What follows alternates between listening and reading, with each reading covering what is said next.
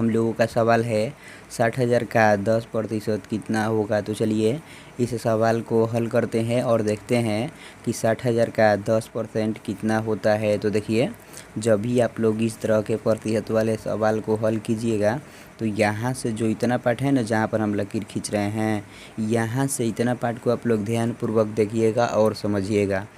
देखिए यहाँ पर पहले 60,000 है ना, तो इसको इसी तरह से यहाँ पर लिख लेना है। तो चलिए हम लिख लेते हैं।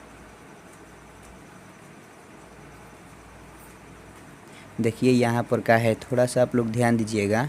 हम यहाँ पर भी क्या लिखे हुए हैं देखिए, तो इसका का मतलब होता है गुणा। इसी तरह से इसका का भी मतलब होगा गुणा, इसलिए इसका के लिए यहाँ पर गुणा का चिन्ह दे देंगे। देखिए यहाँ पर 10 है तो इस 10 को इसी तरह से यहाँ पर लिख लेंगे। देखिए यहाँ पर प्रतिशत का चिन्ह है, थोड़ा सा आप लोग फिर से ध्यान दीजिएगा। हम यहाँ पर भी प्रतिशत के चिन्ह दिए हुए हैं देखिए, तो इस प्रतिशत के चिन्ह का अर्थ होता है 1/100। इसी तरह से इस प्रतिशत के चिन्ह का भी अर्थ होगा 1/100, इसलिए इस प्रतिशत के चिन्ह के लिए इस 10 के गुणे में 1/100 लिख लेंगे, कुछ इस प्रकार से। ऐसे ही आप लोगों को भी लिख लेना है। तो अब यदि आप लोग यहाँ पर देखते होंगे तो जो इतना पार्ट यह बन गया ना, यह बटा वाला गुणा बन गया। तो अब इसको हम कटा लेंगे। तो देखिए इस जीरो से इस जीरो को कटाएंगे और इस जीरो से इस जीरो को कटाएंगे। तो देखिए यहाँ पर 6,000 बच गया, तो इसको इसी तरह से यहाँ पर लिख लेंगे।